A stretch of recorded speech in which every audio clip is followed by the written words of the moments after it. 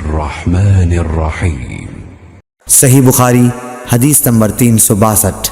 अबू हाजिम सलमा बिन दीनार ने बयान किया सहल बिन साद सादी से, उन्होंने कहा कि कई आदमी नबी करीम सल्लल्लाहु अलैहि वसल्लम के साथ बच्चों की तरह अपनी गर्दनों पर इज़ारें बांधे हुए नमाज पढ़ते थे, और औरतों को आपके ज़माने में हुक्म था कि अपने सरों को सिजदे से उस वक्त तक न उठाएं जब तक मर्द सीधे होकर बैठ न जाएं।